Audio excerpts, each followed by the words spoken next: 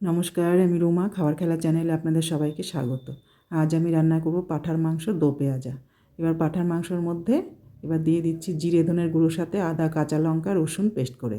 আর দিয়ে দিব পরিমাণ মতো নুন, হলুদ আর লঙ্কার গুঁড়ো, এটা কাশ্মীরি লঙ্কার গুঁড়ো। আর দিয়ে দিব সামান্য একটু সর্ষের তেল। দিয়ে সব একসঙ্গে মেখে কিছুক্ষণ রেস্টে রেখে দেব। আর এটা কিন্তু আমি একদম রান্না করব ঘরোয়া উপায়ে, আলু দিয়ে। যদিও দো পেঁয়াজাতে আলু চলে না, কিন্তু আমি যেহেতু ঘরোয়াভাবে রান্না করব, আমি আলুটা দেবো। এবার আলু ভেজে নিয়েছি, ওই তেলের মধ্যে গোটা গরম মশলা আর পেঁয়াজটা দিয়ে দিলাম। পেঁয়াজটাকে সামান্য একটু ভাজা ভাজা করে নেব। পেঁয়াজ ভাজা হয়ে গেছে, এবার মাঝখানে একটু তেলের মধ্যে জায়গা করে একটু লঙ্কার গুঁড়ো দিয়ে দিলাম। এটা দিলে কী হয় বলুন তো, মাংসর কালারটা খুব সুন্দর হয়।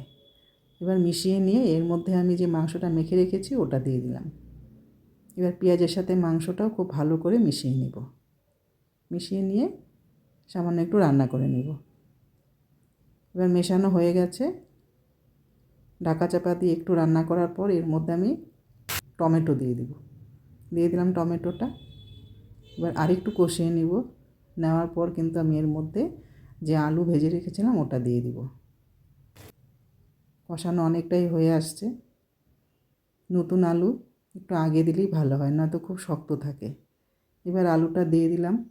খুব তেল মশলা কম দিয়ে কিন্তু আমি রান্নাটা করলাম। পুরো কষানো হয়ে গেছে।